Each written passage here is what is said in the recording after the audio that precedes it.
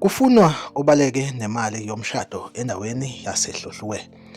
Usakhungathekile namanje umndeni wakwaMbatha endaweni-ke yaseHluhluwe esigodini-ke sakaNompondo emumva kokuthi-ke indodakazi yabo uNqobile Mbatha oneminyaka ewu-23 eshaye wachitha nemali yomshado. Abethunywa ukuthi-ke ayoyikhipha le mali-ke eyisamba sika-18,000 abethunywa ukuthi-ke ayoyikhipha bese ethenga izinto abethunywe zona yena. Wabona kukuhle ukuthi-ke abaleke nayo ze kuthi kuqala-ke umshado obekuhlelwe ukuthi-ke uqale ngomhla ka-28 yena akasabonwa nayo.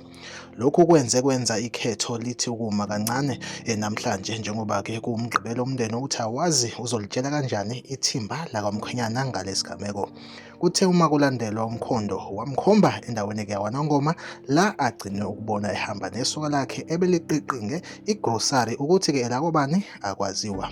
Umndeni ube usumcela ukuthi-ke abuyise imali bese eyabhabhruka into abayifunayo nje qha imali. Like ivideo, usubscribe kwi-channel uphinde ukhomente kwi-comment section ungitshela ukuthi kuthini ukuphawula kwakho ngalolo daba. Izikwe Channel TV izohlezi ikhona la inilethela-ke iy'ndaba ey'mfushane ahlangabezane kwivideo elandelayo.